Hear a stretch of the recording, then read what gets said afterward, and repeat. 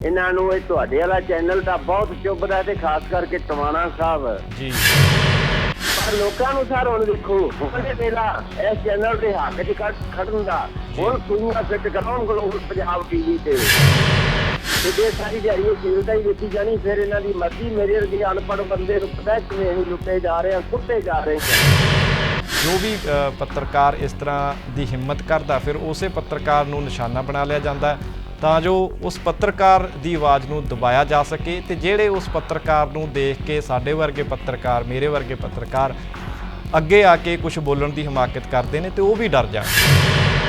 ਰਵੀਸ਼ ਕੁਮਾਰ ਕਹਿੰਦਾ ਹੈ ਕਿ ਜੇਕਰ ਰਾਤ ਨੂੰ ਬੀਜੇਪੀ ਵਾਲੇ ਆਪਣੇ ਪੈਰਾਂ ਨੂੰ ਜ਼ਹਿਰ ਲਾ ਕੇ ਸੋ ਜਾਣ ਨਾ ਤਾਂ ਸਵੇਰੇ 98% ਪੱਤਰਕਾਰ ਮਰੇ ਬਣੇ।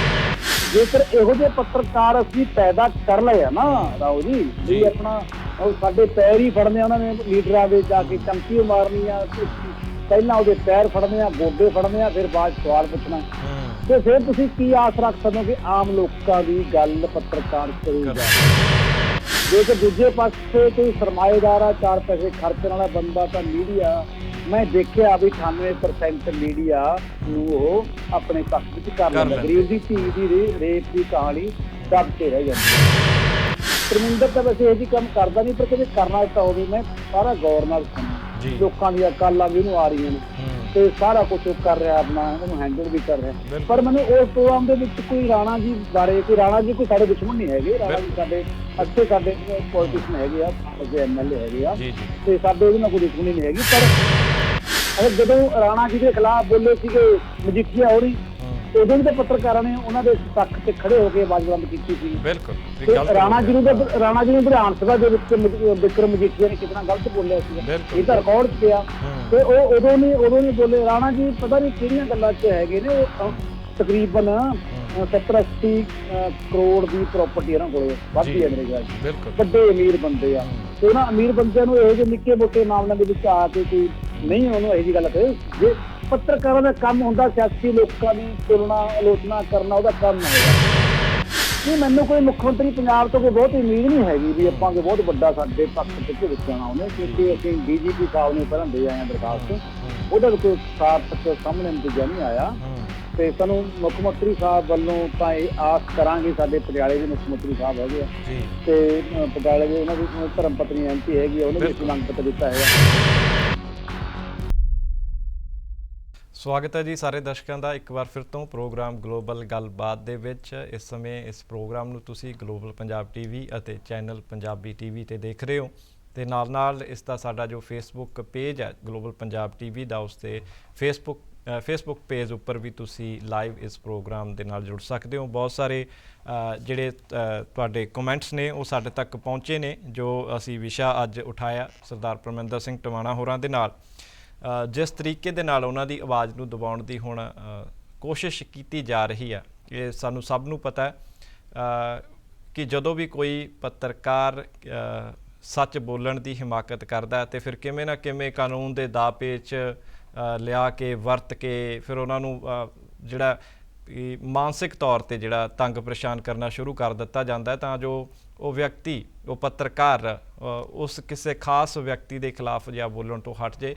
ਲੇਕਿਨ ਪਰਮਿੰਦਰ ਸਿੰਘ ਟਵਾਣਾ ਉਹਨਾਂ ਦੇ ਨਾਲ ਜਿਹੜੀ ਸਾਡੀ ਗੱਲਬਾਤ ਹੋਈ ਆ, ਉਹਨਾਂ ਨੇ ਸਾਫ਼ ਕੀਤਾ ਕਿ ਇਸ ਤਰ੍ਹਾਂ ਦੇ ਨਾਲ ਜਿਸ ਤਰ੍ਹਾਂ ਦੇ ਇਲਜ਼ਾਮ MLA ਰਾਣਾ ਗੁਰਜੀਤ ਸਿੰਘ ਹੋਰਾਂ ਵੱਲੋਂ ਲਗਾਏ ਜਾ ਰਹੇ ਨੇ ਕਿ ਪਰਮਿੰਦਰ ਸਿੰਘ ਟਵਾਣਾ ਉਹਨਾਂ ਨੂੰ ਕਿਸੇ ਵੀਡੀਓ ਦਾ ਜ਼ਿਕਰ ਕਰਕੇ ਬਲੈਕਮੇਲਿੰਗ ਕਰਨ ਦੀ ਕੋਸ਼ਿਸ਼ ਕਰ ਰਹੇ ਨੇ ਤੇ ਵਾਕਈ ਬੜਾ ਇਹ ਹਾਸੋਹੀਣ ਹੈ ਜਿਹੜੇ ਆਰੋਪ ਨੇ ਉਹ ਸਾਨੂੰ ਜਾਪਦੇ ਨੇ, ਕਿਉਂਕਿ ਅਸੀਂ ਸਾਰੇ ਜਾਣਦੇ ਹਾਂ ਕਿ ਪਰਮਿੰਦਰ ਸਿੰਘ ਟਵਾਣਾ ਹੋਣੀ ਕਿਸ ਤਰ੍ਹਾਂ ਦੀ ਸ਼ਖਸੀਅਤ ਨੇ ਅਤੇ ਕਿਸ ਤਰ੍ਹਾਂ ਦੀ ਬੇਬਾਕੀ ਵਾਲੇ ਅੰਦਾਜ਼ ਦੇ ਵਿੱਚ ਪੱਤਰਕਾਰੀ ਕਰਨ ਵਾਲੇ ਪੱਤਰਕਾਰ ਨੇ। ਸੋ ਇੱਕ ਕਾਲਰ ਸਾਡੇ ਨਾਲ ਜੁੜੇ ਨੇ, ਸਵਾਗਤ ਹੈ ਸਰ ਤੁਹਾਡਾ ਬਹੁਤ-ਬਹੁਤ।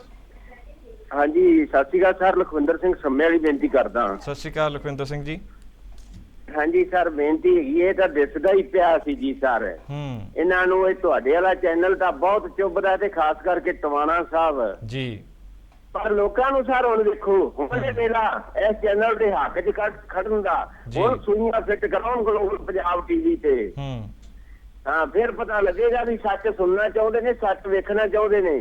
ਤੇ ਜੇ ਸਾਰੀ ਦਿਹਾੜੀ ਇਹ ਸ਼ੀਲਤਾ ਹੀ ਵੇਖੀ ਜਾਣੀ, ਫਿਰ ਇਹਨਾਂ ਦੀ ਮਰਜ਼ੀ। ਮੇਰੇ ਵਰਗੇ ਅਨਪੜ੍ਹ ਬੰਦੇ ਨੂੰ ਪਤਾ ਕਿਵੇਂ ਅਸੀਂ ਲੁੱਟੇ ਜਾ ਰਹੇ ਹਾਂ, ਕੁੱਟੇ ਜਾ ਰਹੇ ਹਾਂ। ਬਿਲਕੁਲ ਪੜ੍ਹੇ ਲਿਖੇ ਦੇ ਹੱਥ 'ਚ ਖੜੇ ਜੀ, ਜਿਹੜੇ ਵਿਦਵਾਨ ਨੇ, ਜਿਹੜੇ ਬੰਦੇ ਜਿਹੜੀਆਂ ਸੁਧਾਰਨ ਗੱਲਾਂ ਕਰਦੇ ਨੇ, ਉਹ ਹੁਣ ਆਉਣ ਟਵਾਣਾ ਸਾਹਿਬ ਦੇ ਹੱਕ 'ਚ ਇੱਕ ਲਹਿਰ ਪੈਦਾ ਕਰ ਦੇਣ, ਫਿਰ ਪਤਾ ਲੱਗੇਗਾ ਸਰਕਾਰ ਨੂੰ। Thank you sir. ਬਹੁਤ ਬਹੁਤ ਸ਼ੁਕਰੀਆ ਲਖਵਿੰਦਰ ਸਿੰਘ ਜੀ। ਗੱਲ ਤੁਸੀਂ ਬਹੁਤ ਪਤੇ ਦੀ ਕਹੀ ਹੈ, ਲੇਕਿਨ ਸਾਨੂੰ ਵੀ ਪਤਾ ਹੈ ਕਿ ਬਹੁਤ ਸਾਰੇ ਜਿਹੜੇ ਸਾਡੇ ਵਿਚਕਾਰ ਹੀ ਜਿਹੜੇ ਲੋਕ ਐਸੇ ਹੁੰਦੇ ਨੇ ਕਿ ਗੱਲਾਂ ਅਸੀਂ ਬਹੁਤ ਸਾਰੀਆਂ ਕਰ ਦਿੰਦੇ ਹਾਂ, ਤੇ ਪਰ ਜਦੋਂ ਅਸਲ ਸਮਾਂ ਆਉਂਦਾ ਤੇ ਫਿਰ ਉਹ ਕਿੱਥੇ ਖੜੇ ਦਿਖਦੇ ਨੇ ਇਹ ਵੀ ਉਹਨਾਂ ਦਾ ਪਤਾ ਲੱਗ ਜਾਂਦਾ। ਹਾਲਾਂਕਿ ਅਸੀਂ ਉਮੀਦ ਕਰਦੇ ਹਾਂ ਕਿ ਸਰਦਾਰ ਪਰਮਿੰਦਰ ਸਿੰਘ ਟਿਵਾਣਾ ਹੋਰਾਂ ਦੇ ਮਾਮਲੇ ਦੇ ਵਿੱਚ ਜਿਹੜਾ ਜਨਤਾ ਦਾ ਜਿਹੜਾ ਸਾਥ ਹੈ ਉਹਨਾਂ ਨੂੰ ਬਾਖੂਬੀ ਉਸੇ ਤਰ੍ਹਾਂ ਦੇ ਨਾਲ ਮਿਲੇਗਾ ਜਿਸ ਤਰ੍ਹਾਂ ਦੇ ਨਾਲ ਹੁਣ ਪਿਛਲੇ ਅਨੇਕਾਂ ਸਾਲਾਂ ਤੋਂ ਉਹਨਾਂ ਨੂੰ ਮਿਲਦਾ ਆ ਰਿਹਾ। ਕਿਉਂਕਿ ਸਾਨੂੰ ਪਤਾ ਹੈ, ਅਸੀਂ ਖੁਦ ਉਹਨਾਂ ਦੇ ਨਾਲ ਪਿਛਲੇ ਲੰਮੇ ਸਮੇਂ ਤੋਂ ਵਿਚਰ ਰਹੇ ਹਾਂ। ਬਲਕਿ ਇਹ ਕਹਿਣਾ ਵੀ ਗਲਤ ਨਹੀਂ ਹੋਊਗਾ ਕਿ ਸਰਦਾਰ ਪਰਮਿੰਦਰ ਸਿੰਘ ਟਿਵਾਣਾ ਹੋਰਾਂ ਨੂੰ ਸੁਣ ਕੇ ਦੇਖ ਕੇ ਹੀ ਜਿਹੜਾ ਸਾਡੇ ਵਿੱਚ ਵੀ ਹਿੰਮਤ ਆਉਂਦੀ ਹੈ ਸੱਚ ਬੋਲਣ ਦੀ, ਸਰਕਾਰਾਂ ਦੇ ਖਿਲਾਫ ਆਵਾਜ਼ ਚੁੱਕਣ ਦੀ ਹਿੰਮਤ ਆਉਂਦੀ ਹੈ। ਲੇਕਿਨ ਉਹੀ ਜੋ ਮੈਂ ਪਹਿਲਾਂ ਗੱਲ ਕਿਹਾ ਕਿ ਜੋ ਵੀ ਪੱਤਰਕਾਰ ਇਸ ਤਰ੍ਹਾਂ ਦੀ ਹਿੰਮਤ ਕਰਦਾ, ਫਿਰ ਉਸੇ ਪੱਤਰਕਾਰ ਨੂੰ ਨਿਸ਼ਾਨਾ ਬਣਾ ਲਿਆ ਜਾਂਦਾ ਤਾਂ ਜੋ ਉਸ ਪੱਤਰਕਾਰ ਦੀ ਆਵਾਜ਼ ਨੂੰ ਦਬਾਇਆ ਜਾ ਸਕੇ। ਤੇ ਜਿਹੜੇ ਉਸ ਪੱਤਰਕਾਰ ਨੂੰ ਦੇਖ ਕੇ ਸਾਡੇ ਵਰਗੇ ਪੱਤਰਕਾਰ, ਮੇਰੇ ਵਰਗੇ ਪੱਤਰਕਾਰ ਅੱਗੇ ਆ ਕੇ ਕੁਝ ਬੋਲਣ ਦੀ ਹਿਮਾਕਤ ਕਰਦੇ ਨੇ ਤੇ ਉਹ ਵੀ ਡਰ ਜਾਣ। ਸੋ ਲੇਕਿਨ ਸੋਚਣ ਵਾਲੀ ਗੱਲ ਇਹ ਹੈ ਕਿ ਆਖਿਰਕਾਰ ਪੱਤਰਕਾਰ ਕਰੇ ਤਾਂ ਕਰੇ ਕੀ।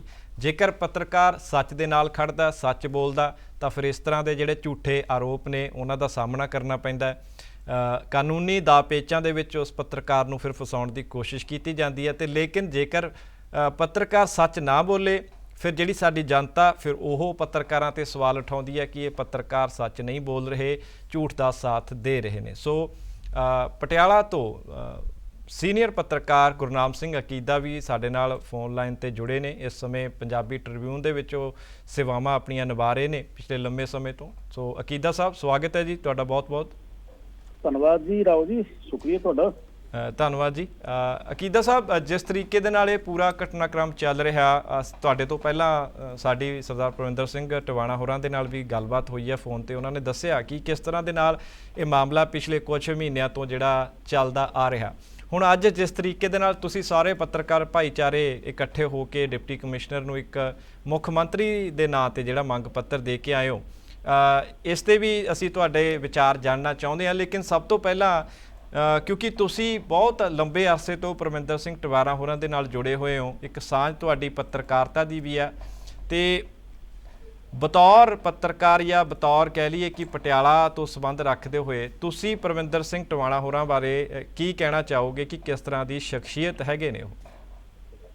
ਰਾਓ, ਅਸਲ 'ਚ ਜਿਹੜਾ ਪੱਤਰਕਾਰ ਹੁੰਦਾ ਨਾ, ਪੱਤਰਕਾਰ ਦਾ ਕੰਮ ਹੁੰਦਾ ਕਿ ਪੱਤਰਕਾਰਤਾ ਦੇ ਐਥਿਕਸ ਨੂੰ ਸੰਭਾਲ ਕੇ ਰੱਖਣਾ, ਉਹਨਾਂ ਦੇ ਬਾਰੇ ਆਪਣੇ ਆਪ ਨੂੰ ਲੂਜ਼ ਨਾ ਕਦੇ ਕਰਨਾ। ਤੇ ਕਿਤੇ ਵੀ ਕੋਈ ਗੱਲ ਹੁੰਦੀ ਆ ਤੇ ਅਸੀਂ ਨਿਰਪੱਖ ਹੋ ਕੇ ਕੰਮ ਕਰਨਾ। ਜੀ ਬਿਲਕੁਲ। ਨਿਰਪੱਖਤਾ ਦੇ ਵਿੱਚ ਜਦੋਂ ਕੰਮ ਕਰਦੇ ਆ ਆਪਾਂ ਨਾ, ਤਾਂ ਉਦੋਂ ਰਾਓ ਜੀ ਇੱਥੇ ਹੁੰਦਾ ਵੀ ਜਿਹੜੇ ਬੰਦੇ ਨਾ ਆਪਣੇ ਮੁਤਾਬਕ ਚਲਾਉਣਾ ਚਾਹੁੰਦੇ ਆ ਕਿਸੇ ਪੱਤਰਕਾਰ ਨੂੰ, ਤਾਂ ਉਹਨਾਂ ਵਿੱਚ ਥੋੜ੍ਹੀਆਂ ਤਿਉੜੀਆਂ ਮੱਥੇ ਤੇ ਪੈਂਦੀਆਂ ਨੇ।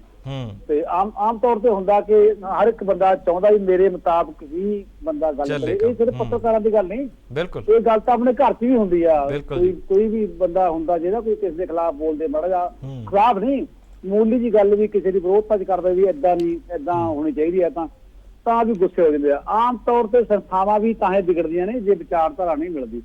ਤੇ ਪਰਮਿੰਦਰ ਟਿਵਾਣਾ ਦਾ ਜਿਹੜਾ ਆਪਣਾ ਸਿਸਟਮ ਆ ਨਾ ਜੀ, ਉਹਦਾ ਤੁਸੀਂ ਪ੍ਰੋਗਰਾਮ ਦੇਖੇ ਨੇ, ਉਹਦੇ ਚੰਗੀ ਵਿਊਅਰਸ ਹੈਗੇ ਆ ਤੇ ਚੰਗੇ ਉਹਦੇ ਅੱਛੇ ਲੋਕ ਨੂੰ ਜਾਣਦੇ ਆ। ਤੇ ਉਹਨਾਂ ਦੇ ਪ੍ਰੋਗਰਾਮ ਦੇ ਵਿੱਚ ਕੋਈ ਮੈਂ ਦੇਖਿਆ ਨਹੀਂ ਕੋਈ ਇਹੋ ਜਿਹਾ ਵੀ ਕਿਸੇ ਦੇ ਪੱਖ ਕਰਨਾ, ਕਿਸੇ ਖਿਲਾਫ ਚੱਲਣਾ। ਸੱਭਿਆਚਾਰ ਬਾਰੇ ਉਹ ਜਾਣਦੇ ਆ, ਸੋਸ਼ਲ ਸਿਸਟਮ ਬਾਰੇ ਉਹ ਜਾਣਦੇ ਆ, ਰਾਜਨੀਤੀ ਬਾਰੇ ਜਾਣਦੇ ਆ। ਠੀਕ ਹੈ, ਮੈਨੂੰ ਲੱਗਿਆ ਨਹੀਂ ਕੋਈ ਉਹਨਾਂ ਦਾ ਕਿਸੇ ਪ੍ਰੋਗਰਾਮ ਦੇ ਵਿੱਚ ਕਿਸੇ ਦੇ ਪੱਖ ਜਾਂ ਖਿਲਾਫ ਕੰਮ ਹੋਵੇ। ਜੋ ਤੱਥ ਹੁੰਦੇ ਆ, ਤੱਥਾਂ ਮੁਤਾਬਕ ਗੱਲ ਕਰਨੀ ਸਾਡਾ ਫਰਜ਼ ਹੀ ਬਣਦਾ, ਜੋ ਸਾਰੇ ਕਰਦੇ ਆ, ਪੱਤਰਕਾਰ ਦਾ ਕੰਮ ਹੀ ਆ। ਅਸਲ ਵਿੱਚ ਗੱਲ ਏਦਾਂ ਰਵਿੰਦਰ ਆਪਣਾ ਰਾਓ ਜੀ, ਬਈ ਜਿਹੜਾ ਨਾ ਅੱਜ ਦਾ ਜ਼ਮਾਨਾ ਮੀਡੀਆ ਦਾ ਹੋ ਗਿਆ ਨਾ ਜੀ, ਉਹਦੇ ਵਿੱਚ ਹੁਣ ਰਵੀਸ਼ ਕੁਮਾਰ ਕਹਿੰਦਾ ਹੈ ਕਿ ਜੇਕਰ ਰਾਤ ਨੂੰ ਬੀਜੇਪੀ ਵਾਲੇ ਆਪਣੇ ਪੈਰਾਂ ਨੂੰ ਜ਼ਹਿਰ ਲਾ ਕੇ ਸੋ ਜਾਣ ਨਾ, ਤਾਂ ਸਵੇਰੇ 98% ਪੱਤਰਕਾਰ ਮਰੇ ਮਿਲਣਗੇ। ਬਿਲਕੁਲ ਬਿਲਕੁਲ ਸਹੀ ਗੱਲ। ਤਾਂ ਮਤਲਬ ਕਿ ਵੀ ਇਹ ਕਮੈਂਟ ਕੋਈ ਮਾਮੂਲੀ ਨਹੀਂ ਹੈਗਾ, ਇਹ ਕੋਈ ਟਿੱਪਣੀ ਆਮ ਨਹੀਂ ਕਹੀ ਜਾ ਬਹੁਤ ਸਕਦੀ, ਵੱਡੀ, ਬਿਲਕੁਲ ਬਹੁਤ ਵੱਡੀ ਹੈਗੀ ਆ। ਤੇ ਜੇਕਰ ਇਹੋ ਜਿਹੇ ਪੱਤਰਕਾਰ ਅਸੀਂ ਪੈਦਾ ਕਰ ਲਏ ਆ ਨਾ ਰਾਓ ਜੀ, ਵੀ ਆਪਣਾ ਉਹ ਸਾਡੇ ਪੈਰ ਹੀ ਫੜਨੇ ਆ ਉਹਨਾਂ ਨੇ, ਲੀਡਰਾਂ ਦੇ ਜਾ ਕੇ ਚਮਚੀ ਮਾਰਨੀ ਆ, ਪਹਿਲਾਂ ਉਹਦੇ ਪੈਰ ਫੜਨੇ ਆ, ਗੋਡੇ ਫੜਨੇ ਆ, ਫਿਰ ਬਾਅਦ ਸਵਾਲ ਪੁੱਛਣਾ, ਤੇ ਫਿਰ ਤੁਸੀਂ ਕੀ ਆਸ ਰੱਖ ਸਕਦੇ ਹੋ ਕਿ ਆਮ ਲੋਕਾਂ ਦੀ ਗੱਲ ਪੱਤਰਕਾਰ ਕਰੂਗਾ? ਆਮ ਲੋਕਾਂ ਦੀ ਗੱਲ ਕਿਵੇਂ ਕਰ ਲੂਗਾ? ਆਮ ਲੋਕਾਂ ਦੇ ਤਾਂ ਮੁੱਦੇ ਹੁੰਦੇ ਆ, ਮੁੱਦਿਆਂ ਦੇ।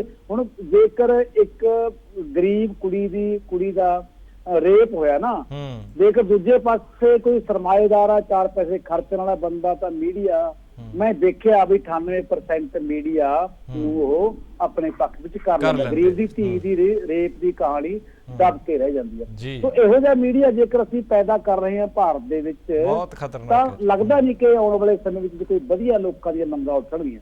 ਸੋ ਜਿਹੜਾ ਪਰਮਿੰਦਰ ਹੁਣੀ ਜਿਹੜੀ ਗੱਲ ਕਰਦੇ ਆ ਨਾ, ਇਸ 12 ਮੇਰੇ ਖਿਆਲ ਚ ਮਈ ਦਾ ਪ੍ਰੋਗਰਾਮ ਸੀਗਾ ਉਹ ਜੀ, 12 ਮਈ, ਜਿਸ ਪ੍ਰੋਗਰਾਮ ਦੇ ਬਾਰੇ ਰਾਣਾ ਗੁਰਜੀਤ ਹੋਣੀ ਜਿਹੜੇ ਇੰਤਜ਼ਾਰ ਕਰਦੇ ਆ, ਉਸ ਪ੍ਰੋਗਰਾਮ ਨੂੰ ਸਾਰਾ ਦੇਖਿਆ ਮੈਂ, ਮਤਲਬ ਬੜੇ ਗੌਰ ਨਾਲ ਦੇਖਿਆ ਵੀ ਕਿਤੇ ਕੋਈ ਗਲਤ ਗੱਲ ਨਾ ਕਹੀ ਗਈ ਹੋਵੇ। ਕਈ ਵਾਰ ਠੀਕ ਹੈ, ਕੋਈ ਗੱਲ, ਕਿਉਂਕਿ ਲਾਈਵ ਚ ਰਾਓ ਜੀ ਹੋ ਜਾਂਦਾ, ਲਾਈਵ ਦੇ ਵਿੱਚ ਕਈ ਗੱਲਾਂ ਐਸੀਆਂ ਹੁੰਦੀਆਂ ਨੇ ਜਿਹੜੀਆਂ ਕਿ ਕਈ ਵਾਰੀ ਜਿਹੜਾ ਬ੍ਰੌਡਕਾਸਟਰ ਕਰ ਦਿੰਦਾ, ਤੇ ਉਹ ਕਈ ਵਾਰੀ ਉਹਨੂੰ ਨਿਕਲ ਜਾਂਦੀ ਹੈ ਮੂੰਹ ਚੋਂ, ਫਿਰ ਜਵਾਬ ਦੇਣਾ ਔਖਾ ਹੁੰਦਾ। ਮੈਨੂੰ ਲੱਗਿਆ ਵੀ ਪਰਮਿੰਦਰ ਤਾਂ ਵੈਸੇ ਇਹ ਜੀ ਕੰਮ ਕਰਦਾ ਨਹੀਂ, ਪਰ ਕਿਤੇ ਕਰਨਾ ਦਿੱਤਾ ਹੋਵੇ। ਮੈਂ ਸਾਰਾ ਗੌਰ ਨਾਲ ਸੁਣਿਆ, ਲੋਕਾਂ ਦੀਆਂ ਕਾਲਾਂ ਵੀ ਉਹਨੂੰ ਆ ਰਹੀਆਂ ਨੇ, ਤੇ ਸਾਰਾ ਕੁਝ ਕਰ ਰਿਹਾ, ਆਪਣਾ ਉਹਨੂੰ ਹੈਂਡਲ ਵੀ ਕਰ ਰਿਹਾ। ਪਰ ਮੈਨੂੰ ਉਸ ਪ੍ਰੋਗਰਾਮ ਦੇ ਵਿੱਚ ਕੋਈ ਰਾਣਾ ਜੀ ਬਾਰੇ, ਰਾਣਾ ਜੀ ਕੋਈ ਸਾਡੇ ਦੁਸ਼ਮਣ ਨਹੀਂ ਹੈਗੇ, ਰਾਣਾ ਜੀ ਸਾਡੇ ਅੱਛੇ ਸਾਡੇ ਪੋਲੀਟੀਸ਼ੀਅਨ ਹੈਗੇ ਆ, ਦੇ MLA ਹੈਗੇ ਆ, ਤੇ ਸਾਡੇ ਉਹਦੇ ਨਾਲ ਕੋਈ ਦੁਸ਼ਮਣੀ ਨਹੀਂ ਹੈਗੀ, ਪਰ ਨਾ ਹੀ ਕੋਈ ਦੁਸ਼ਮਣੀ। ਜਦੋਂ ਰਾਣਾ ਜੀ ਦੇ ਖਿਲਾਫ ਬੋਲੇ ਸੀਗੇ ਮਜੀਠੀਆ ਹੋਣੀ, ਉਦੋਂ ਵੀ ਤਾਂ ਪੱਤਰਕਾਰਾਂ ਨੇ ਉਹਨਾਂ ਦੇ ਪੱਖ ਤੇ ਖੜੇ ਹੋ ਕੇ ਆਵਾਜ਼ ਬੁਲੰਦ ਕੀਤੀ ਸੀ। ਰਾਣਾ ਜੀ ਨੂੰ ਵਿਧਾਨ ਸਭਾ ਦੇ ਵਿੱਚ ਵਿਕਰਮ ਮਜੀਠੀਆ ਨੇ ਕਿਤਨਾ ਗਲਤ ਬੋਲਿਆ ਸੀ, ਇਹ ਤਾਂ ਰਿਕਾਰਡ ਚ ਪਿਆ, ਤੇ ਉਹ ਉਦੋਂ ਨਹੀਂ ਬੋਲੇ। ਰਾਣਾ ਜੀ ਪਤਾ ਨਹੀਂ ਕਿਹੜੀਆਂ ਗੱਲਾਂ ਚ ਹੈਗੇ ਨੇ, ਉਹ ਤਕਰੀਬਨ 70-80 ਕਰੋੜ ਦੀ ਪ੍ਰਾਪਰਟੀ ਇਹਨਾਂ ਕੋਲੇ ਵੱਧਦੀ ਹੈ ਮੇਰੇ ਖਿਆਲ ਚ, ਵੱਡੇ ਅਮੀਰ ਬੰਦੇ ਆ, ਤੇ ਉਹਨਾਂ ਅਮੀਰ ਬੰਦਿਆਂ ਨੂੰ ਇਹੋ ਜਿਹੇ ਨਿੱਕੇ ਮੋਟੇ ਮਾਮਲਿਆਂ ਦੇ ਵਿੱਚ ਆ ਕੇ ਕੋਈ ਨਹੀਂ ਉਹਨੂੰ ਇਹੋ ਜਿਹੀ ਗੱਲ ਕਰੇ। ਜੇ ਪੱਤਰਕਾਰਾਂ ਦਾ ਕੰਮ ਹੁੰਦਾ ਸਿਆਸੀ ਲੋਕਾਂ ਦੀ ਤੁਲਨਾ ਆਲੋਚਨਾ ਕਰਨਾ, ਉਹਦਾ ਕੰਮ ਹੈਗਾ, ਤੇ ਇਹ ਜ਼ਰੂਰੀ ਨਹੀਂ ਹੈਗਾ ਵੀ ਪੱਤਰਕਾਰਾਂ ਦਾ ਜਿਹੜੀ ਆਲੋਚਨਾ ਕੀਤੀ ਹੋਈ ਆ ਵੀ ਉਹ ਉਹਦੇ ਖਿਲਾਫ ਹੈਗੀ ਆ। ਇੱਕ ਭਾਈ ਪੱਤਰਕਾਰ ਭਾਈਚਾਰੇ ਦੇ ਵਿੱਚ ਖੜਿਆ ਸੀਗਾ, ਵੀ ਸਾਡੇ ਇੱਕ ਨਾ ਬਜ਼ੁਰਗ ਸੀਗਾ ਜੀ, ਉਹ ਨਾ ਕਿਸਾਨ ਸੀਗਾ, ਉਹ ਕਹਿੰਦੇ ਕਿਸਾਨ ਨਾ ਜਿਹੜਾ ਕਿ ਡੇਲੀ ਰੇਡੀਓ ਨਵੇਂ ਆਏ ਸੀ ਉਸ ਟਾਈਮ, ਰੇਡੀਓ ਦੇ ਉੱਪਰ ਮੌਸਮ ਦਾ ਹਾਲ ਆਉਂਦਾ ਸੀਗਾ ਜੀ। ਉਹ ਕਹਿੰਦੇ ਮੌਸਮ ਦੇ ਹਾਲ ਦੇ ਵਿੱਚ ਰਹੋ, ਤੇ ਉਹ ਆਪਣਾ ਕਹਿੰਦਾ ਵੀ ਉਹਨੇ ਨਾ ਜਦ ਸਾਰੇ ਮੌਸਮ ਦਾ ਹਾਲ 5-7 ਵਾਰੀ ਸੁਣਿਆ, ਤੇ ਮੀਂਹ ਪੈ ਜਾਇਆ ਕਰੇ ਤੇ ਕਦੇ ਮੀਂਹ ਨਾ ਪਿਆ ਕਰੇ, ਤੇ ਇੱਕ ਦਿਨ ਬੜਾ ਦੁਖੀ ਜਿਹਾ ਹੋਇਆ, ਰੇਡੀਓ ਸੁਣਾ ਰਿਹਾ ਮੌਸਮ ਦਾ ਹਾਲ, ਤਾਂ ਚੱਕ ਕੇ ਨੇ ਇੱਟ ਵਾਲੀ ਰੇਡੀਓ ਦੇ ਮਾਰੀ, ਰੇਡੀਓ ਦੇ ਇੱਟ ਮਾਰੀ ਚੱਕ ਕੇ। ਉਹ ਕਹਿੰਦੇ ਵੀ ਤੈਂ ਇੱਟ ਕੀ ਮਾਰੀ? ਉਹ ਸਾਰੇ ਪੁਆੜੇ ਜੜ ਇਹ ਆ, ਇਹ ਨੀ ਮੀਂਹ ਪੈਣ ਦਿੰਦਾ ਹੈ ਜੀ। ਹੁਣ ਰਾਣਾ ਗੁਰਜੀਤ ਜਿਹੜੇ ਹੈਗੇ ਆ, ਉਹ ਰੇਡੀਓ ਸਾਡੇ ਰੇਡੀਓ ਇੱਟ ਮਾਰ ਰਹੇ ਆ ਵੀ ਭਰਾਵਾ, ਜਿਹੜਾ ਮੇਨ ਮੁੱਦੇ ਨੂੰ ਕਿਉਂ ਛੱਡ ਰਿਹਾ ਪਿੱਛੇ? ਠੀਕ ਹੈ ਨਾ ਜੀ। ਤੇ ਉਹ ਜਿਹੜਾ ਸਾਡਾ ਰੇਡੀਓ ਜੋ ਬੁਲਾਰਾ ਹੈਗਾ ਤੋਂ ਬੋਲਦਾ ਮੀਡੀਆ ਵਿੱਚ ਤੱਕ ਸੰਸਾਰ, ਕੀ ਲੋੜ ਪਈ ਆ ਉਸ ਨੂੰ ਇਹ ਜਿਹੀਆਂ ਗੱਲਾਂ ਕਰਨ ਦੀ? ਕਾਂਗਰਸ ਸਰਕਾਰ ਆ ਤੇਰੀ, ਮੰਤਰੀ ਤੋਂ ਨਹੀਂ ਰਿਹਾ, ਸਾਡਾ ਚ ਕੀ ਕਸੂਰ ਹੈ? ਠੀਕ ਹੈ ਨਾ ਜੀ, ਮੰਤਰੀ ਨਹੀਂ ਰਿਹਾ ਭਰਾਵਾ। ਅੱਛਾ ਅਕੀਦਾ ਸਾਹਿਬ, ਹੁਣ ਤੁਸੀਂ ਮੰਗ ਪੱਤਰ ਜਿਹੜਾ ਦਿੱਤਾ ਹੈ, ਕੀ ਅਪੀਲ ਤੇ ਉਮੀਦ ਕੀ ਰੱਖਦੇ ਹੋ ਹੁਣ ਤੁਸੀਂ ਮੁੱਖ ਮੰਤਰੀ ਪੰਜਾਬ ਤੋਂ? ਨਹੀਂ, ਮੈਨੂੰ ਕੋਈ ਮੁੱਖ ਮੰਤਰੀ ਪੰਜਾਬ ਤੋਂ ਕੋਈ ਬਹੁਤ ਉਮੀਦ ਨਹੀਂ ਹੈਗੀ ਵੀ ਆਪਾਂ ਬਹੁਤ ਵੱਡਾ ਸਾਡੇ ਪੱਖ ਚ ਭੁਗਤ ਜਾਣਾ ਉਹਨੇ, ਕਿਉਂਕਿ ਅਸੀਂ DGP ਸਾਹਿਬ ਨੂੰ ਪਹਿਲਾਂ ਦੇ ਆਏ ਆ ਦਰਖਾਸਤ, ਉਹਦਾ ਕੋਈ ਸਾਰਥਕ ਸਾਹਮਣੇ ਨਤੀਜਾ ਨਹੀਂ ਆਇਆ, ਤੇ ਸਾਨੂੰ ਮੁੱਖ ਮੰਤਰੀ ਸਾਹਿਬ ਵੱਲੋਂ ਤਾਂ ਇਹ ਆਸ ਕਰਾਂਗੇ, ਸਾਡੇ ਪਟਿਆਲੇ ਦੇ ਮੁੱਖ ਮੰਤਰੀ ਸਾਹਿਬ ਹੈਗੇ ਆ ਤੇ ਪਟਿਆਲੇ ਦੇ ਉਹਨਾਂ ਦੀ ਧਰਮ ਪਤਨੀ MP ਹੈਗੀ ਆ, ਉਹਨੂੰ ਵੀ ਮੰਗ ਪੱਤਰ ਦਿੱਤਾ ਹੈਗਾ, ਤੇ ਅਸੀਂ ਆਸ ਤੱਕ ਕਰਾਂਗੇ ਵੀ ਉਹਨਾਂ ਦੇ ਜਿਹੜੇ ਰਾਣਾ ਗੁਰਜੀਤ ਨੂੰ ਸਮਝਾਵੇ, ਭਾਈ ਏਦਾਂ ਨਹੀਂ ਪੱਤਰਕਾਰਾਂ ਦੇ ਖਿਲਾਫ ਏਦਾਂ ਕਰੀਦਾ, ਤੇ ਉਹ ਠੀਕ ਹੁੰਦਾ। ਨਹੀਂ ਚਲੋ ਠੀਕ ਹੈ ਅਕੀਦਾ ਸਾਹਿਬ, ਜੇ ਸੱਚੀ ਗੱਲ ਹੈ ਤੇ ਉਹ ਠੀਕ ਹੈ, ਹਰ ਇੱਕ ਨੂੰ ਆਰੋਪ ਲਾਉਣ ਦਾ ਹੱਕ ਹੈ, ਲੇਕਿਨ ਜਦੋਂ ਇਸ ਤਰ੍ਹਾਂ ਦੀ ਕੋਈ ਗੱਲ ਹੀ ਨਹੀਂ ਹੈ ਤੇ ਇਸ ਤਰ੍ਹਾਂ ਦੇ ਕੋਈ ਸਬੂਤ ਨਹੀਂ ਹੈ, ਤੇ ਫਿਰ ਇਹ ਗੱਲ ਕਰਨੀ ਬੇਤੁਕੀ ਬਿਲਕੁਲ ਬਣ ਜਾਂਦੀ ਹੈ। ਸੋ ਬਹੁਤ ਬਹੁਤ ਸ਼ੁਕਰੀਆ ਗੁਰਨਾਮ ਸਿੰਘ ਅਕੀਦਾ ਜੀ ਸਾਡੇ ਨਾਲ ਜੁੜਨ ਦੇ ਲਈ। ਤੁਸੀਂ ਜਿਹੜੇ ਆਪਣੇ ਵਿਚਾਰ ਨੇ ਉਹ ਸਾਨੂੰ ਦੱਸੇ ਨੇ, ਤੇ ਇਹ ਵੀ ਦੱਸਿਆ ਕਿ ਪਰਮਿੰਦਰ ਸਿੰਘ ਟਿਵਾਣਾ ਹੋਰੀ ਕਿਸ ਤਰ੍ਹਾਂ ਦੇ ਜਿਹੜੇ ਪੱਤਰਕਾਰ ਨੇ, ਕਿਸ ਤਰ੍ਹਾਂ ਦੇ ਅੰਦਾਜ਼ ਦੇ ਨਾਲ ਉਹ ਪੱਤਰਕਾਰੀ ਕਰਦੇ ਨੇ। ਸੋ ਬਹੁਤ ਬਹੁਤ ਸ਼ੁਕਰੀਆ ਤੁਹਾਡਾ। ਪਟਿਆਲਾ ਤੋਂ ਗੁਰਨਾਮ ਸਿੰਘ ਅਕੀਦਾ ਹੋਰੀ ਜੁੜੇ ਸੀ, ਇੱਕ ਸੀਨੀਅਰ ਪੱਤਰਕਾਰ ਨੇ ਪਟਿਆਲਾ ਜ਼ਿਲ੍ਹੇ ਦੇ। ਤੇ ਅੱਜ ਜਿਵੇਂ ਕਿ ਅਸੀਂ ਦੱਸ ਰਹੇ ਹਾਂ ਕਿ ਇੱਕ ਮੰਗ ਪੱਤਰ ਆ ਉਹ ਮੁੱਖ ਮੰਤਰੀ ਕੈਪਟਨ ਅਮਰਿੰਦਰ ਸਿੰਘ ਹੋਰਾਂ ਦੇ ਨਾਂ ਤੇ ਡਿਪਟੀ ਕਮਿਸ਼ਨਰ ਪਟਿਆਲਾ ਨੂੰ ਸਮੂਹ ਪਟਿਆਲਾ ਦੇ ਜਿੰਨੇ ਵੀ ਜ਼ਿਲ੍ਹੇ ਦੇ ਪੱਤਰਕਾਰ ਭਾਈਚਾਰੇ ਦੇ ਜਿਹੜੇ ਪੱਤਰਕਾਰ ਨੇ ਉਹਨਾਂ ਵੱਲੋਂ ਦੇ ਕੇ ਮੰਗ ਕੀਤੀ ਗਈ ਹੈ ਕਿ ਇਸ ਤਰ੍ਹਾਂ ਦੀਆਂ ਜਿਹੜੀਆਂ ਵਧੀਕੀਆਂ ਪੱਤਰਕਾਰਾਂ ਨਾਲ ਕਰਨ ਦੀਆਂ ਕੋਸ਼ਿਸ਼ਾਂ ਕੀਤੀਆਂ ਜਾ ਰਹੀਆਂ ਨੇ ਉਹਨਾਂ ਨੂੰ ਬੰਦ ਕੀਤਾ ਜਾਵੇ ਤੇ ਪੱਤਰਕਾਰਾਂ ਨੂੰ ਨਿਰਪੱਖ ਤਰੀਕੇ ਦੇ ਨਾਲ ਫ੍ਰੀ ਮਾਈਂਡ ਦੇ ਨਾਲ ਰਹਿ ਕੇ ਪੱਤਰਕਾਰੀ ਕਰਨ ਦਾ ਜੋ ਮੌਕਾ ਉਹ ਪ੍ਰਦਾਨ ਕੀਤਾ ਜਾਵੇ। ਸੋ ਇੱਕ ਕਾਲਰ ਸਾਡੇ ਨਾਲ ਜੁੜੇ ਨੇ, ਬਹੁਤ ਬਹੁਤ ਸਵਾਗਤ ਹੈ ਸਰ ਤੁਹਾਡਾ। ਹਾਂਜੀ, ਸਤਿ ਸ਼੍ਰੀ ਅਕਾਲ ਜੀ। ਸਤਿ ਸ਼੍ਰੀ ਅਕਾਲ ਜੀ। ਯਾਦਵਿੰਦਰ ਸਿੰਘ ਨਾਨਸੂ ਬੋਲਦਾ ਜੀ। ਜੀ ਯਾਦਵਿੰਦਰ ਸਿੰਘ ਜੀ।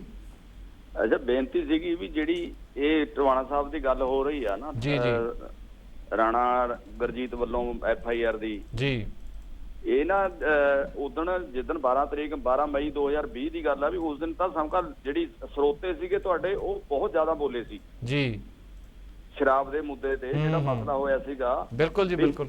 ਲੋਕਡਾਊਨ ਦੇ ਵਿੱਚ 3 ਮਹੀਨਿਆਂ 'ਚ ਵੀ 2200 ਕਰੋੜ ਰੁਪਏ ਦਾ ਇਹਨਾਂ ਨੇ ਘਪਲਾ ਕੀਤਾ, ਬਹੁਤ ਵੱਡਾ। ਬਿਲਕੁਲ ਹੈ ਜੀ, ਬਿਲਕੁਲ।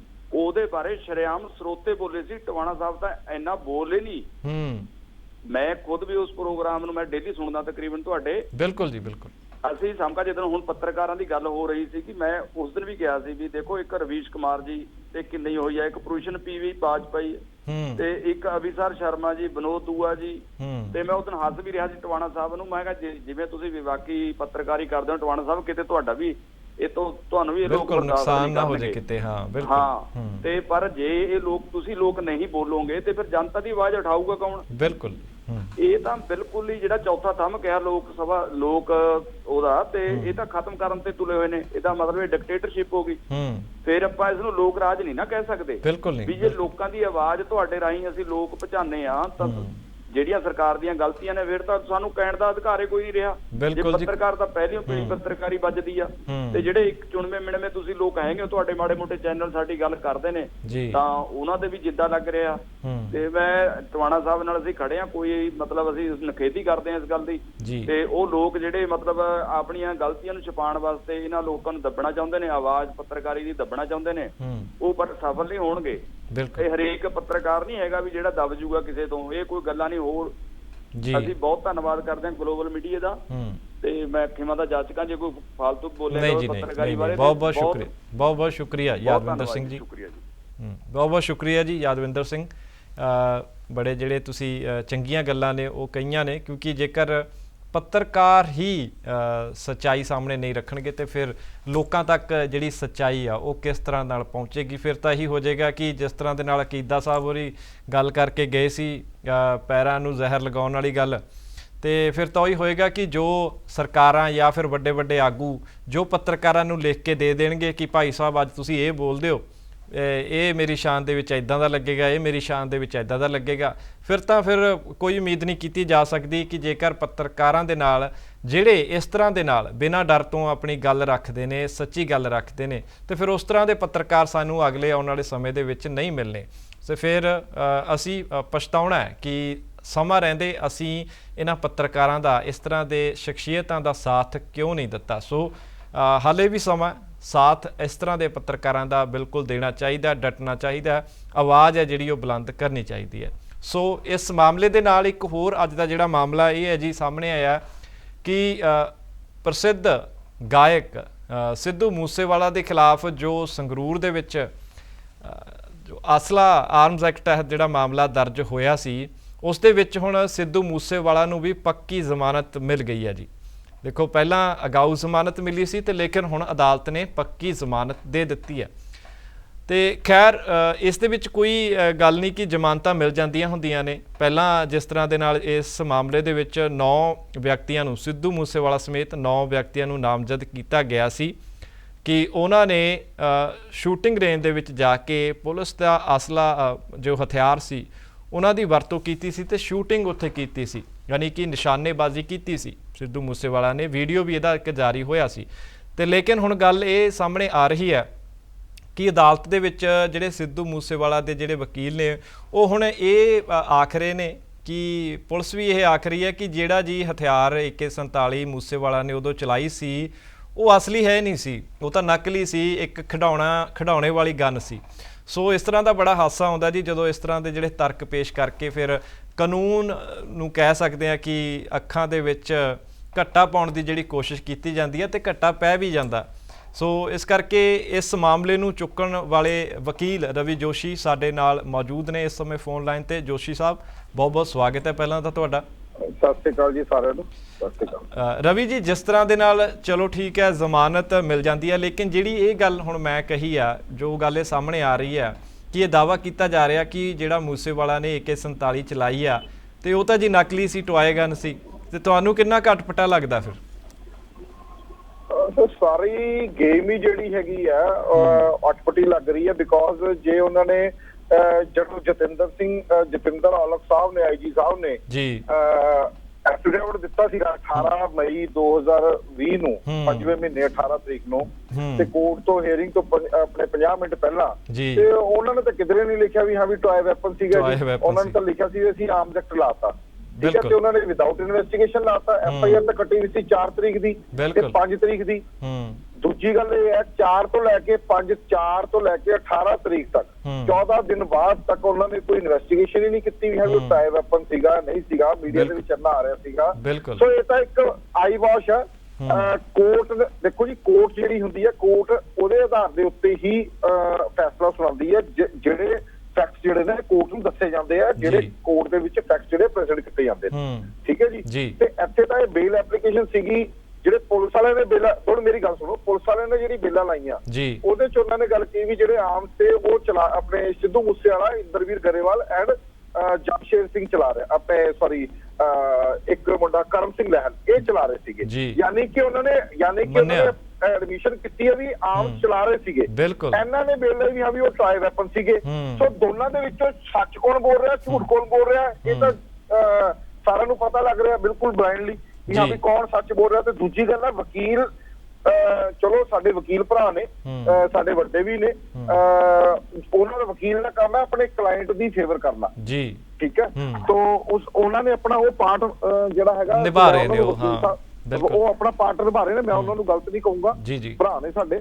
ਤੇ ਦੂਜੀ ਤੱਕ ਜਿੱਥੇ ਤੱਕ ਗੱਲ ਰਹੀ ਇਹ ਵੀ ਪੁਲਿਸ ਪ੍ਰਸ਼ਾਸਨ ਜਿਹੜਾ ਬਿਲਕੁਲ ਕਿਸੇ ਨਾ ਕਿਸੇ ਤਰੀਕੇ ਨਾਲ ਇੱਕ ਜਗ੍ਹਾ ਤੇ ਉਹਨੂੰ ਇਨਵੈਸਟੀਗੇਸ਼ਨ ਜੁਆਇਨ ਕਰਾ ਰਹੇ ਨੇ, ਵੀ ਇਨਵੈਸਟੀਗੇਸ਼ਨ ਜੁਆਇਨ ਕਰ ਲਈ ਜੀ। ਨਾਲ ਦੀ ਨਾਲ ਜਿਹੜਾ ਹੈਗਾ ਇੱਕ ਪਰਚੇ ਦੇ ਵਿੱਚ ਜਿਹੜਾ ਹੈਗਾ ਉਹਦੀ ਬੇਲ ਨਹੀਂ ਹੋਈ, ਜਿਹੜਾ ਸੰਗਰੂਰ ਬਰਨਾਲੇ ਦੇ ਵਿੱਚ AK-47 ਵਾਲਾ, ਉਹਦੇ ਚ ਉਹਦੀ ਬੇਲ ਨਹੀਂ ਹੋਈ।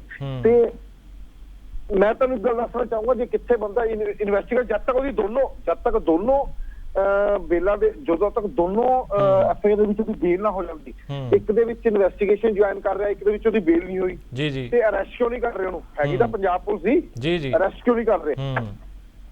ਠੀਕ ਹੈ ਨਾ, ਇਨਵੈਸਟੀਗੇਸ਼ਨ ਜੁਆਇਨ ਕਰ ਲਈ, ਠੀਕ ਹੈ, ਲੇਕਿਨ ਦੂਜੇ ਦੇ ਵਿੱਚ ਉਹਦੀ ਅਰੈਸਟ ਬਣਦੀ ਹੈ ਪਰ ਉਹਨੂੰ ਅਰੈਸਟ ਨਹੀਂ ਕੀਤਾ ਗਿਆ, ਜਿਹੜਾ ਕਿ ਆਮ ਬੰਦੇ ਨਾਲ ਹੁੰਦਾ ਹੈ। ਆਮ ਬੰਦੇ ਨਾਲ ਇਹ ਹੁੰਦਾ, ਆਮ ਬੰਦੇ ਨੂੰ ਤਾਂ ਇਨਵੈਸਟੀਗੇਸ਼ਨ ਭਾਵੇਂ ਇੰਨਾ ਲੰਬਾ ਤਾਂ ਮਸਲਾ ਜਾਣਾ ਨਹੀਂ ਸੀਗਾ ਜੀ। ਅੱਛਾ ਰਵੀ ਜੀ, ਹੁਣ ਇਸ ਮਾਮਲੇ ਤੇ ਤੁਸੀਂ ਕੋਈ ਅਪੀਲ ਅੱਗੇ ਕਰਨ ਜਾ ਰਹੇ ਹੋ, ਸੋਚ ਰਹੇ ਹੋ, ਕੋਈ ਵਿਚਾਰ ਕਰ ਰਹੇ ਹੋ? ਦੇਖੋ, ਇਹਦੇ ਚ 1-2 ਕੰਪਲੇਂਟਾਂ ਜਿਹੜੀਆਂ ਨੇ ਪਹਿਲਾਂ ਵੀ ਆਈਆਂ, ਅਸੀਂ ਹਾਈ ਕੋਰਟ ਨੂੰ ਅਪਰੋਚ ਕਰਨ ਦੀ ਕੋਸ਼ਿਸ਼ ਕੀਤੀ ਸੀਗੀ ਉਹਦੇ ਚ ਜੀ, ਬਟ ਡਿਊਰਿੰਗ ਜਿਹੜੀ ਐਟ ਦਿਸ ਸਟੇਜ ਜਿਹੜੀ ਹੈ ਹਾਈ ਕੋਰਟ ਨੇ ਕਿਹਾ ਵੀ ਇੱਕ ਵਾਰੀ ਇਨਕੁਆਇਰੀ ਦੀ ਰਿਪੋਰਟ ਆਉਣ ਦਿਓ। ਬਟ ਜਿਹੜੀ ਸਾਡੀ ਕੰਟੈਂਸ਼ਨ ਸੀਗੀਆਂ, ਜੋ ਸਾਨੂੰ ਐਪਰੀਹੈਂਸ਼ਨ ਸੀਗੀਆਂ, ਉਹ ਅਸੀਂ ਹਾਈ ਕੋਰਟ ਦੀ ਨੌਲੇਜ ਦੇ ਵਿੱਚ ਅਸੀਂ ਆਲਰੇਡੀ ਲਿਆ ਚੁੱਕੇ ਹਾਂ ਵੀ ਇਹ ਜਿਵੇਂ ਟਾਈ ਵੈਪਨ ਵਗੈਰਾ ਬਣਾਉਣ ਦੀ ਕੋਸ਼ਿਸ਼ ਕਰਾਂਗੇ। ਉਹ ਦੇਖੋ ਜੀ, ਇੱਕ ਤਾਂ ਉਹਨਾਂ ਨੇ ਪ੍ਰੂਵ ਕਰਤਾ। ਸੈਕੰਡਲੀ ਦੂਜੀ ਗੱਲ ਇਹ ਹੈ ਜਿਹੜੀ AK-47, ਕਿਉਂਕਿ ਸੰਗਰੂਰ ਦੇ ਵਿੱਚ ਅਸੀਂ ਇੱਕ ਵੀ ਬੇਲ ਦੇ ਵਿੱਚ ਅਸੀਂ ਪੇਸ਼ ਨਹੀਂ ਹੋਏ। ਅਸੀਂ ਜਿਹੜੇ ਬੰਦਿਆਂ ਨੂੰ ਸੰਗਰੂਰ ਦੇ ਵਿੱਚੋਂ ਜ਼ਮਾਨਤਾਂ ਮਿਲੀਆਂ ਸੀਗੀਆਂ 8 ਦੇ 8 ਬੰਦਿਆਂ ਨੂੰ, ਅਸੀਂ ਉੱਥੇ ਉਹਨਾਂ ਦੀ ਬੰਦਿਆਂ ਦੀ ਐਜ਼ ਇੰਟਰਵਿਊ ਰਿਸਪੋਂਡੈਂਟ ਬਣ ਕੇ ਅਸੀਂ ਉਹਦੇ ਚ ਕੋਰਟ ਨੂੰ ਜਿਹੜਾ ਹੈਗਾ ਅਸੀਂ ਅਸਲੀਅਤ ਦੱਸੀ ਹੈ ਵੀ ਬੇਸਿਕਲੀ ਇਹ ਜਿਹੜਾ ਮੈਟਰ ਸੀਗਾ ਏਦਾਂ ਕਰਕੇ ਹੋਇਆ। ਨਾਲੇ ਸੰਗਰੂਰ ਤੇ ਬਰਨਾਲੇ ਦਾ ਤਾਂ ਮੈਟਰ ਟੋਟਲੀ ਡਿਫਰੈਂਟ ਹੈ। ਉੱਥੇ ਉਹਨਾਂ ਨੇ ਪ੍ਰੋਵਾਈਡਡ ਵੈਪਨ ਚਲਾਏ ਨੇ AK-47, ਠੀਕ ਹੈ ਜੀ। ਇੱਥੇ ਤਾਂ ਉਹ ਜੇ ਲਾਇਸੈਂਸੀ ਵੀ ਚਲਾ ਦੇਣਗੇ ਤਾਂ ਵੀ ਉਹਨਾਂ ਦੇ ਉੱਤੇ ਆਬਜੈਕਟ ਹੁੰਦਾ। ਆਬਜੈਕਟ ਇਹਨਾਂ ਨੇ ਕਿਉਂ ਨਹੀਂ ਲਵਾਇਆ? ਕਿਉਂਕਿ ਇੱਕ ਤਾਂ ਕਰਫਿਊ ਦੀ ਵਾਇਓਲੇਸ਼ਨ ਕੀਤੀਆਂ ਉਹਨਾਂ ਨੇ।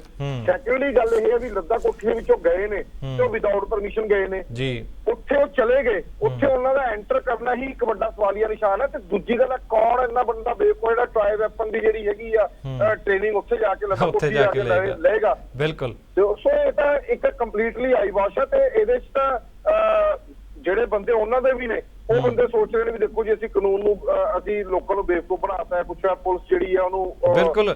ਅੱਛਾ ਰਵੀ ਜੀ, ਇਹ ਵੀ ਹੋ ਸਕਦਾ ਕਿ ਹੁਣ ਨਵਾਂ ਗਾਣਾ ਆ ਜੇ, ਕਿ ਇਸ ਤੇ ਵੀ ਨਵਾਂ ਗਾਣਾ ਮੂਸੇਵਾਲਾ ਕੱਢ ਸਕਦਾ?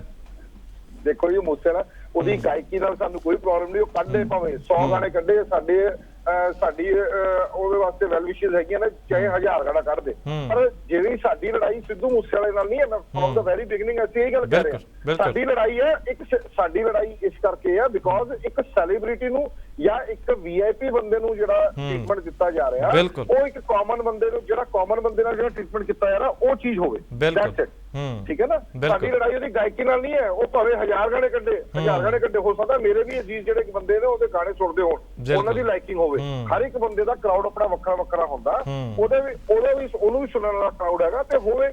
ਬਟ ਸਾਡਾ ਸਿਸਟਮ ਇਹ ਹੈ ਵੀ ਜਿਹੜਾ ਪ੍ਰਸ਼ਾਸਨ ਹੈ, ਜਿਹੜਾ ਪੁਲਿਸ ਪ੍ਰਸ਼ਾਸਨ ਹੈ, ਪੁਲਿਸ ਜਿਹੜੀ ਆ ਲਾਅ ਐਂਡ ਆਰਡਰ ਮੇਨਟੇਨ ਕਰਨ ਦੀ ਉਹਨਾਂ ਨੂੰ ਤਨਖਾਹ ਮਿਲਦੀ ਆ, ਉਹ ਜਿਹੜਾ ਆਪਣਾ ਡਿਊਟੀ ਜਿਹੜੀ ਪ੍ਰੋਪਰ ਕਰਨ। ਉਹ ਇੱਕ ਕਾਮਨ ਮੈਨ ਤੇ ਇੱਕ VIP ਤੇ ਇੱਕ ਸੈਲੀਬ੍ਰਿਟੀ ਦੇ ਵਿੱਚ ਫਰਕ ਨਾ ਰੱਖਣ। ਬਸ ਸਾਡੀ ਤਾਂ ਇਹ ਲੜਾਈ ਆ, ਗਾਇਕੀ ਨਾਲ ਸਾਡੀ 1% ਵੀ ਲੜਾਈ ਨਹੀਂ ਹੈ। ਨਾ ਅਸੀਂ ਉਹਨੂੰ ਸੁਣਦੇ ਆ ਤੇ ਨਾ ਹੀ ਏਦਾਂ ਦੀ ਅਸੀਂ ਗਾਇਕੀ ਸੁਣਨਾ ਪਸੰਦ ਕਰਦੇ ਆ। ਉਹਦੀ ਗਾਇਕੀ ਜਿਹੜੀ ਹੈਗੀ ਆ ਹੋਵੇ, ਸਾਡੀ ਗਾਇਕੀ ਦਾ ਕੋਈ ਪ੍ਰੋਬਲਮ ਨਹੀਂ। ਬਿਲਕੁਲ, ਗਾਇਕੀ ਇੱਕ ਪਾਸੇ ਬਿਲਕੁਲ ਠੀਕ ਹੈ।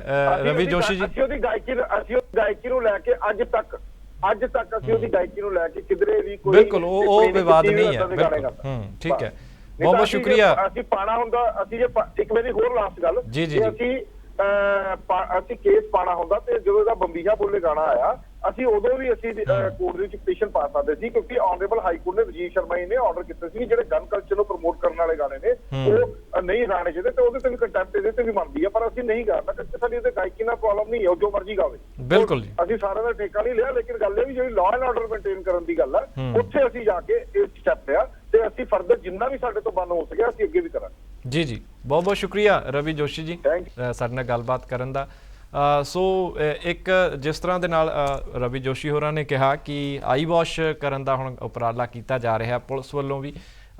ਹਾਲਾਂਕਿ ਵਕੀਲਾਂ ਦੀ ਤਾਂ ਇਹ ਫਰਜ਼ ਬਣਦਾ ਕਿ ਉਹ ਆਪਣਾ ਜਿਹੜਾ ਕਲਾਇੰਟ ਹੁੰਦਾ ਉਹਨੂੰ ਜਿਸ ਵੀ ਮਰਜ਼ੀ ਤਰੀਕੇ ਦੇ ਨਾਲ ਉਹਨਾਂ ਨੇ ਬਚਾਉਣਾ ਹੁੰਦਾ, ਲੇਕਿਨ ਹਾਸੋਹੀਣੀ ਗੱਲ ਇਹੀ ਲੱਗ ਰਹੀ ਹੈ ਕਿ ਹੁਣ ਤੱਕ ਜਿਸ ਪੁਲਿਸ ਨੇ ਆਰਮ ਐਕਟ ਦਾ ਤਹਿਤ ਦਾ ਜੋ ਮਾਮਲਾ ਸੀ ਉਹ ਜਦੋਂ ਦਰਜ ਕੀਤਾ ਸੀ ਕਿ ਪੁਲਿਸ ਨੂੰ ਉਦੋਂ ਨਹੀਂ ਪਤਾ ਸੀ ਕਿ ਉਹ ਗਨ ਅਸਲੀ ਸੀ AK-47 ਜਾਂ ਫਿਰ ਕੋਈ ਟੋਏ ਗਨ ਸੀ। ਬਾਕੀ ਦੂਸਰੀ ਗੱਲ ਇਹ ਰਹੀ ਹੈ ਕਿ ਜਿਹੜੀਆਂ ਤਸਵੀਰਾਂ ਅਸੀਂ ਦੇਖਦੇ ਹਾਂ, ਜੋ ਵੀਡੀਓ ਇਹ ਵਾਇਰਲ ਹੋਈ ਸੀ ਸਿੱਧੂ ਮੂਸੇਵਾਲਾ ਦੀ ਪੁਲਿਸ ਮੁਲਾਜ਼ਮਾਂ ਦੇ ਨਾਲ ਸ਼ੂਟਿੰਗ ਕਰਦੇ ਦੀ, ਤੇ ਇਸ ਦੇ ਵਿੱਚ ਦੇਖ ਰਹੇ ਹਾਂ ਕਿ ਜਦੋਂ ਟ੍ਰਿਗਰ ਦਬਾਇਆ ਜਾਂਦਾ AK-47 ਦਾ ਮੂਸੇਵਾਲਾ ਵੱਲੋਂ ਫਾਇਰ ਕੀਤਾ ਜਾਂਦਾ ਤੇ ਉਹ ਕਿੰਨਾ ਜ਼ਬਰਦਸਤ ਉਹਨਾਂ ਦੀ ਬਾਡੀ ਨੂੰ ਜਿਹੜਾ ਧੱਕਾ ਲੱਗਦਾ, ਤੇ ਇਸ ਤਰ੍ਹਾਂ ਦਾ ਜਿਹੜਾ ਝਟਕਾ ਉਹ ਕੋਈ ਟੋਏ ਗਨ ਕਦੇ ਵੀ ਨਹੀਂ ਮਾਰ ਸਕਦੀ। ਤੇ ਇਹ ਬਿਲਕੁਲ ਜਿਹੜੇ ਝਟਕੇ ਸੀਗੇ ਇਹ ਅਸਲੀ ਗਨ ਵਰਗੇ ਝਟਕੇ ਸੀ। ਖੈਰ ਇਹ ਹੁਣ ਮਸਲਾ ਅਦਾਲਤਾਂ ਨੂੰ ਸਮਝਣਾ ਚਾਹੀਦਾ ਕਿ ਜਿਸ ਤਰ੍ਹਾਂ ਦੇ ਸਬੂਤ ਉਹਨਾਂ ਅਦਾਲਤ ਦੇ ਕੋਲ ਪੇਸ਼ ਕੀਤੇ ਜਾਂਦੇ ਨੇ, ਅਦਾਲਤ ਨੇ ਹੀ ਹੁਣ ਇਸ 'ਤੇ ਫੈਸਲਾ ਕਰਨਾ। ਹਾਲਾਂਕਿ ਰਾਹਤ ਜ਼ਰੂਰ ਸਿੱਧੂ ਮੂਸੇਵਾਲੇ ਨੂੰ ਮਿਲ ਚੁੱਕੀ ਹੈ, ਪੱਕੀ ਜ਼ਮਾਨਤ ਹੋ ਗਈ ਹੈ। ਹੁਣ ਅੱਗੇ ਕੀ ਕਾਰਵਾਈ ਇਸ ਮਾਮਲੇ 'ਤੇ ਹੁੰਦੀ ਹੈ ਇਹ ਹੁਣ ਦੇਖਣਾ ਦਿਲਚਸਪ ਹੋਵੇਗਾ। ਸੋ ਦਰਸ਼ਕੋ, ਅੱਜ ਦਾ ਜਿਹੜਾ ਸਾਡਾ ਸਮਾਂ ਉਹ ਸਾਨੂੰ ਹੋਰ ਬਹੁਤੀ ਇਜਾਜ਼ਤ ਨਹੀਂ ਦਿੰਦਾ। ਅੱਜ ਸਾਡੇ ਵੱਲੋਂ ਜਿਹੜੇ ਹਾਲੇ ਤੱਕ ਜਿਹੜਾ ਕਿ ਕਰੋਨਾ ਵਾਇਰਸ ਦੀ ਜਿਹੜੀ ਰਿਪੋਰਟ ਆ ਉਹ ਦੇਣੀ ਤੁਹਾਨੂੰ ਬਾਕੀ ਹੈ, ਤੇ 8799 ਜਿਹੜੇ ਮਾਮਲੇ ਨੇ ਉਹ ਪੰਜਾਬ ਦੇ ਵਿੱਚ ਹੁਣ ਤੱਕ ਜਿਹੜੇ ਸਾਹਮਣੇ ਆ ਚੁੱਕੇ ਨੇ। ਇਹ ਹੁਣੇ ਜਿਹੜੀ ਰਿਪੋਰਟ ਆਈ ਆ ਉਸ ਦੇ ਹਿਸਾਬ ਦੇ ਨਾਲ ਮੈਂ ਤੁਹਾਨੂੰ ਇਹ ਪੜ੍ਹ ਕੇ ਦੱਸ ਰਿਹਾ ਜੀ। ਤੇ 288 ਮਾਮਲੇ 24 ਘੰਟਿਆਂ ਦੇ ਵਿੱਚ ਨਵੇਂ ਸਾਹਮਣੇ ਆਏ ਨੇ, ਤੇ ਇਸ ਦੇ ਵਿੱਚ ਲੁਧਿਆਣਾ ਦੇ ਵਿੱਚ 61 ਮਾਮਲੇ ਨਵੇਂ ਨੇ ਜੀ। ਜਲੰਧਰ ਦੇ ਵਿੱਚ ਕਰੋਨਾ ਦਾ ਵਿਸਫੋਟ ਹੋਇਆ ਜੀ, 92 ਇਕੱਠੇ ਹੀ ਜਿਹੜੇ 92 ਮਾਮਲੇ ਨੇ ਜਲੰਧਰ ਦੇ ਵਿੱਚ ਇਕੱਲੇ ਜ਼ਿਲ੍ਹੇ ਦੇ ਵਿੱਚ ਸਾਹਮਣੇ ਆਏ ਨੇ। ਅੰਮ੍ਰਿਤਸਰ ਸਾਹਿਬ ਦੇ ਵਿੱਚ 22 ਮਾਮਲੇ ਆਏ ਨੇ ਜੀ, ਸੰਗਰੂਰ 'ਚ 5 ਨੇ, ਪਟਿਆਲਾ 'ਚ 26 ਨੇ, SAS ਨਗਰ ਦੇ ਵਿੱਚ 13 ਨੇ, ਤੇ ਇਸ ਤੋਂ ਇਲਾਵਾ ਹੋਰ ਫਿਰੋਜ਼ਪੁਰ ਦੇ ਵਿੱਚ ਵੀ ਜਿਹੜੇ ਅੱਜ 21 ਮਾਮਲੇ ਜਿਹੜੇ ਸਾਹਮਣੇ ਆ ਚੁੱਕੇ ਨੇ ਜੀ। ਸੋ ਲਗਾਤਾਰ ਮੌਤਾਂ ਦੀ ਗਿਣਤੀ ਦੇ ਵਿੱਚ ਜਿਹੜਾ ਹੈ ਉਹ ਵਾਧਾ ਹੁੰਦਾ ਜਾ ਰਿਹਾ ਜੀ। ਤੇ ਇਸ ਕਰਕੇ ਇਹ ਹੁਣ ਜੇਕਰ ਦੱਸ ਦਈਏ ਤਾਂ ਟੋਟਲ 221 ਵਿਅਕਤੀਆਂ ਦੀ ਯਾਨੀ ਕਰੋਨਾ ਮਰੀਜ਼ਾਂ ਦੀ ਮੌਤ ਹੋ ਚੁੱਕੀ ਆ। ਮੌਤਾਂ ਦੀ ਗਿਣਤੀ ਵੀ ਅੰਕੜਾ ਵੀ ਵੱਧਦਾ ਜਾ ਰਿਹਾ, ਤੇ ਜਿਹੜੇ ਨਵੇਂ ਕੇਸ ਨੇ ਉਹਨਾਂ ਦੀ ਗਿਣਤੀ ਦੇ ਵਿੱਚ ਵੀ ਲਗਾਤਾਰ ਵਾਧਾ ਹੋ ਰਿਹਾ। ਦੇਸ਼ ਦੇ ਵਿੱਚ ਤਕਰੀਬਨ 9.5 ਲੱਖ ਤੱਕ ਜਿਹੜੀ ਗਿਣਤੀ ਹੈ ਕਰੋਨਾ ਵਾਇਰਸ ਦੇ ਮਰੀਜ਼ਾਂ ਦੀ ਉਹ ਪਹੁੰਚਦੀ ਜਾ ਰਹੀ ਹੈ। ਸੋ ਪੰਜਾਬ ਦੇ ਵਿੱਚ ਹਾਲਾਤ ਹੋਰ ਨਾ ਵਿਗੜਨ, ਇਸ ਕਰਕੇ ਸਰਕਾਰ ਵੀ ਚਿੰਤਤ ਹੈ।